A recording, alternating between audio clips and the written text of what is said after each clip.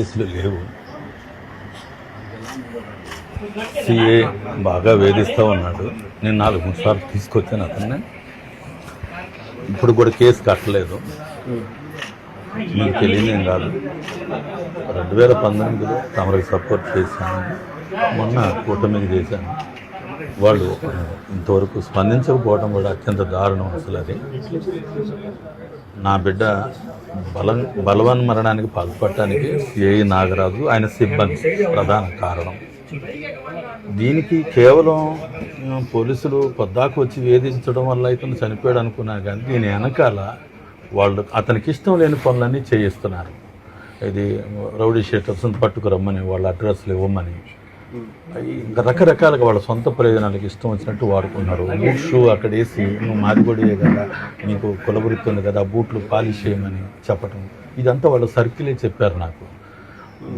నేను చెప్పే మాటలు కూడా కాదు. ఆయన ఏదైతే వాంగ్మూలం ఇచ్చాడో, ఇది నేను మాదిగొడిగా పుట్టడమే తప్పైందని, ఎంత రోదన అనుభవించుంటే ఆ మాట అంటాడో నాకు తండ్రిగా నాకు అర్థమవుతుంది. తర్వాత అతని వల్లే హత్యా నేరం కింద గురి కాబడ్డాడు. కాబట్టి ఈ 2 సెక్షన్స్ బలంగా వచ్చేలా కట్టాలని న్యాయం కోసం నిలబడే విషయంలో ఉన్నానన్న. పెద్దవారు మీరు ఇప్పటికి 3 సార్లు స్పందించారు నా బిడ్డ విషయంలో. మీరు సాయికృష్ణ దగ్గరికి వెళ్ళినప్పుడు మాట్లాడారు, నిన్న కూడా బాగా మాట్లాడారని. మీరు నా బిడ్డకి న్యాయం చేస్తారని ఒక నమ్మకం ఉంది. ప్రభుత్వం కదలకపోవడం కూడా ఒక బాధాకరంగా ఉంది. ఎందుకంటే నేను నీకు కానీ బాబు గారు కానీ నేను తెలియనే కాదు, పట్టించుకోలేదు. ఏదేమైనా వాళ్ళని కేసు కట్టాలి, నా బిడ్డకి న్యాయం జరగాలి. ఈ కుటుంబం అంతా ఒక రకంగా చెప్పాలంటే మేము ఈ రోజుకి ఇక్కడే జీవిస్తున్నాం, ఎంత రాష్ట్ర నాయకుడైనా కూడా. కాబట్టి తమరు ఎంతవరకు మాకు న్యాయం చేయగలిగితే అంతవరకు చేయండి. నా బిడ్డ విషయంలో నేను కల్మషం లేకుండా నిలబడతాను. మీరు స్పందించినట్టుగా మన టీం మొత్తం కూడాను దాదాపుగా 10 రోజుల మట్టి ఇక్కడే ఉంటున్నారు. వైఎస్ఆర్సీపీ నాన్నగారు హయాంలో మేము ఆర్ట్ కాలేజీలో పెద్ద మీటింగ్ పెట్టాం, కేఎస్ బాబు మేము. తర్వాత మేము ఇప్పటికి కూడా మీరంటే మాకు గౌరవమే. ఏదో మన వర్గీకరణ విషయంలో కొంచెం నేను అట్లా వెళ్ళినా కూడా 2000 నేను వచ్చి కలిశాను. నేను 2019లో తమరికి నేను మద్దతు కూడా ఇచ్చానన్న. వాళ్ళకి కూడా మీరంటే మాకు మంచి అభిమానమే. అదే వర్గీకరణ విషయంలో కొంచెం మేము అట్లా వెళ్ళాం. ఏదేమైనా మేమంతా పేదరికంలో వాటికి ఇక్కడే జీవిస్తున్నాం కాలవగడ. మేము డబ్బులకి కక్కుర్తి పడలేదు. నా బిడ్డ కూడా అంటారు కానీ ఏదో తెలియదు టైంలో పెట్టారు. 8 ఏళ్ళుగా అలాంటివి లేవు. పోలీసులు దీని వెనకాల పెద్ద పెద్దోళ్ళు ఉన్నారనేది నాకు అర్థమైంది. వాటిని దాటి మాట్లాడగలిగే శక్తి మీకు మాత్రమే ఉంది. మే 21న జరిగింది. ఇంతకుముందు 2-3 సార్లు సిఏ నాగరాజు కొడతాడానంటే నేను వెళ్ళి తీసుకొచ్చాను. ఏదో అల్లరి చిల్లరగా జరుగుతాయేమోలే అనుకున్న 2-3 సార్లు మల్లాది విష్ణు గారితో కూడా చెప్పి నేను ఆ రౌడీ షీట్ అనేది పక్కన పెట్టించాను. ఎటువంటి 12 ఏళ్ల కిందట ఉండేవి, 8 ఏళ్ళకి ఏమి లేవు. ఆ 4 ఏళ్లలో కొంచెం మార్పులు చేర్పులు చేసుకున్నాడు. 8 ఏళ్ళగా ట్యాక్సీ దొలుకొని బతుకుతున్నాడు. గవర్నమెంట్ నుంచి నేను తెచ్చిన కారు ఉంది, బ్రతుకుతున్నాడు. 40 సంవత్సరాలు. కొత్త కేసులు ఏం లేవు. 8 సంవత్సరాల నుంచి ట్యాక్సీ నడుపుకుంటున్నాడు. అసలు ఎటువంటి కేసులు లేవు. ముందు ఏదైనా ఉంటే చిన్న చిన్న కేసులు. పోలీసులు వచ్చి 21వ తారీఖు ఉదయం 10:30 గంటలకి ఆ పక్కన ఉంటుంది గది వచ్చి క్రాంతి సిఐ నాగరాజు గారు పిలుస్తున్నారు, నువ్వు రావాలి అంటే అతను వాళ్ళని చూసి తలుపులు వేసుకొని నన్ను వస్తే చంపేస్తారని చెప్పాడు. నువ్వు వచ్చినా రాకపోయినా జరిగేది అదే అని చెప్పేసి చాలా బలంగా వాళ్ళు చెప్పడంతో అతను పురుగుల మందు తెచ్చుకొని గుళికలు తెచ్చుకొని తాగాడు. తల్లి ఏడుస్తుంది, తలుపు తీయనానా అంటే 1 గంట తర్వాత ట్యాక్సీ సొంత ట్యాక్సీ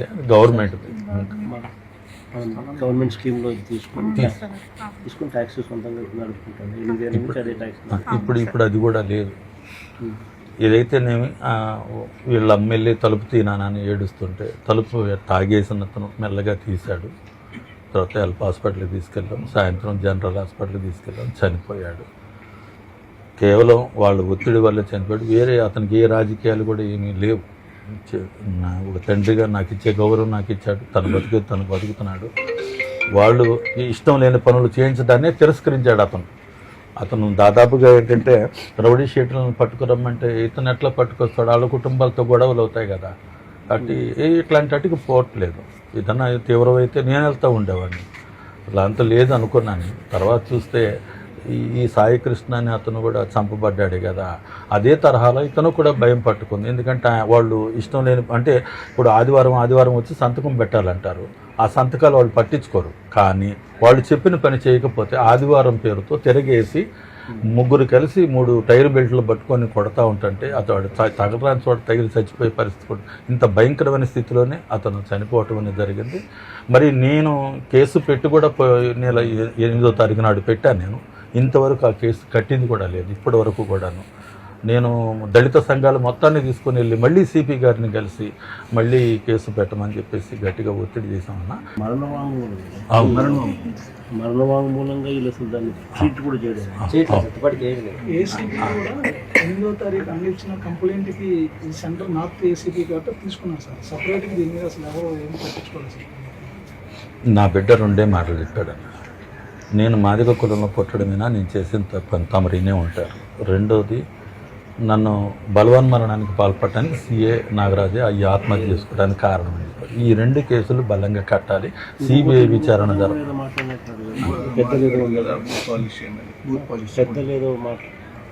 అంటే అతను దీని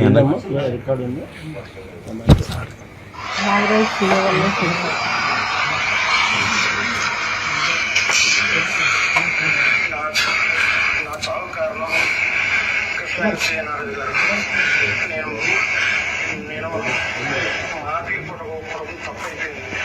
నన్ను వేటాడినంటే ఏడుస్తాడు. గత 3 నెలల నుండి కొడుతూనే ఉన్నారు. నేను ఇంక బతకలేకపోతున్నాను. నా చావు కారణం కృష్ణాచార్య గారు. ఇంక బతకలేను.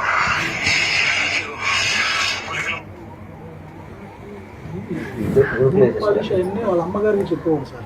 3 నెలలుగా తిరుగుతూ ఉన్నప్పుడు ఇంట్లో 3 నెలల నుంచి కొట్టేవాళ్ళు అని చెప్పి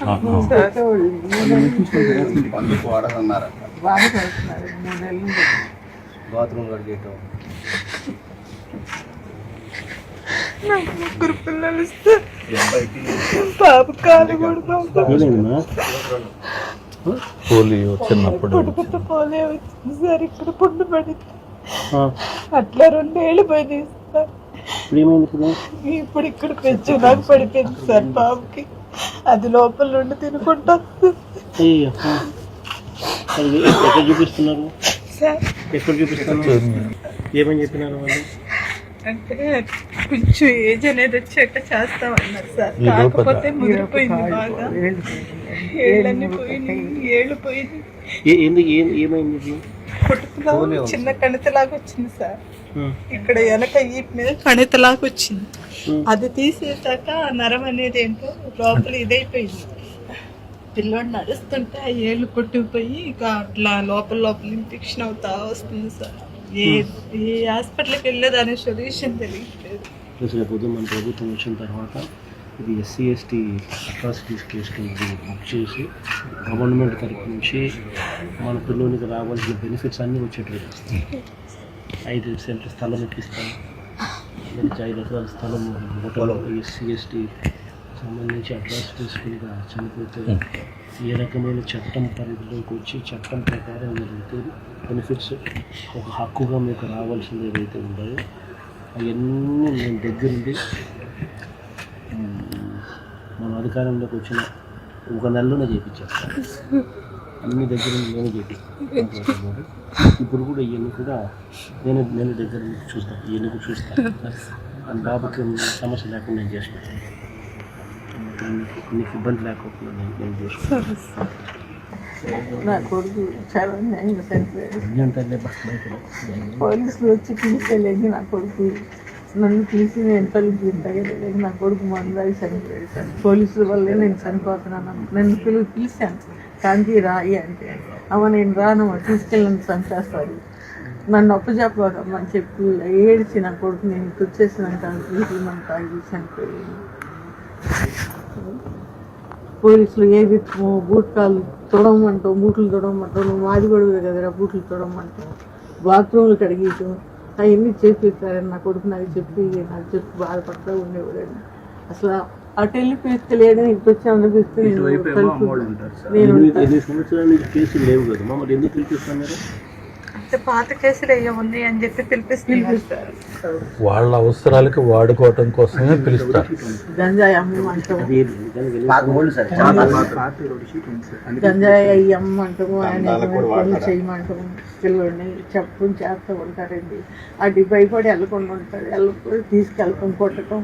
ఒక రేపు రోజు తీసుకెళ్ళారు, ఇంటికి వచ్చి తీసుకెళ్తే ఎందుకండి అంటే సీఏ గారు తెమ్మంటారు అని నేను లేపితే ఈయన గారు సోయి లేకుండా అన్నారు, బాగాలేదు పడుకున్నాడు. సరే తీసుకెళ్ళాక పొద్దున పూట నేను వెళ్ళాను, తీసుకెళ్ళి కొడుతున్నారండి, అల్లాడి తీసి కొడుతున్నారు, నాకు కొడుతున్నారు, అల్లాడిపోతున్నారు. కింద నేను ఎట్లా ఇది అయిపోయాను, అసలు ఇట్లా కోడిని కట్టేసి అల్లాడి తీసి కొట్టడం, చెయ్యిలన్నీ వాసిపోయి వచ్చి అన్నం కూడా తినలేకపోయేవాడు. అసలు నా కొడుకు సీఏ వల్లే చనిపోయాడు. నా కొడుకు ఈ వయసులో మమ్మల్ని చూడాల్సిన కొడుకు మాకు లేకుండా అయిపోయాడండి. 8 సంవత్సరాల కింద కేసులు ఏదో ఉన్నాయని చెప్పినారు, అది ట్రయల్ జరుగుతుంది. అవన్నీ నేను తీపిచ్చేసాను. అవన్నీ ట్రయల్ జరుగుతుంది. లేదు అసలు ఏం కేసు లేదు, నేనే దగ్గర నుండి తీపిచ్చేసా. ఆయన శిక్ష పడింది లేదు అసలు, ఏ కేసులు లేవు. అన్ని కేసులు కూడా కొట్టేసారు. 8 సంవత్సరాల నుంచి కొత్తగా ఒక కేసు లేదు. మొన్న సిఏ గారు ఏసీపీ గారు అంటాడు పేకాట కేసులు పడమట్లో ఉన్నాయి అంటాడు. అసలు ఇవన్నీ మీరు ఇప్పుడు ఏదో కావాలని తీసుకొచ్చే తప్ప, అంతేగాని అసలు మర్డర్ లాంటి కేసులు కాదు, మీరు వీటిని ఇట్లా చూపించడం కూడా కరెక్ట్ కాదని నేను చెప్పాను. నేను సరే ఏదేమైనా నా వాంగ్మూలం తీసుకున్నారు, బాగా డిలే అవుతూ ఉంది. ఆ బిడ్డకి న్యాయం చేసే విషయంలో మీరు కొనుక్కుంటే ఎంతో కొంత న్యాయం జరుగుద్ది అనేది మాకున్న ఆశన. మీరు అన్నట్లుగా ఎస్సీ ఎస్టీ యాక్ట్ కట్టాలి, వాళ్ళు హత్యానేరం కింద కూడా కట్టాల్సిందే. అంటే ఆ రోజు నుంచి ఈ రోజు వరకు ఏమైతే అసలు మనిషి కావట్లేదు. ఆ పిల్లల పరిస్థితి చూస్తే మా జీవితాలు అంతంత మాత్రమే. నేను ఆ ఉద్యమాల్లో తిరుగుతూనే ఉంటాను. పైనుంచి పిలిచేవాళ్ళండి, రాగాంధీ అంటే వెళ్ళనని సంబేస్తారమ్మని చెప్పి. నా కొడుకు మాకు లేకుండా అయిపోయాడండి, మమ్మల్ని బతికించాల్సిన కొడుకే లేకుండా అయిపోయాడు. అక్కడే కొడుకు వీళ్ళిద్దరూ నాగరాజు వాళ్ళు చనిపోతున్నారని బాధలు చెప్పాడండి. నాకు పిల్లడు వచ్చి పోలీస్ స్టేషన్ నా కొడుకు చనిపోయాడండి. సీఏ నాగరాజు వాళ్ళు నా కొడుకు చనిపోయాడు. మీరు వచ్చారు, చాలా ఆనందం, మీరు వచ్చి సంతోషపెట్టారు మమ్మల్ని. మీరే మాకు న్యాయం చేయండి. వచ్చారు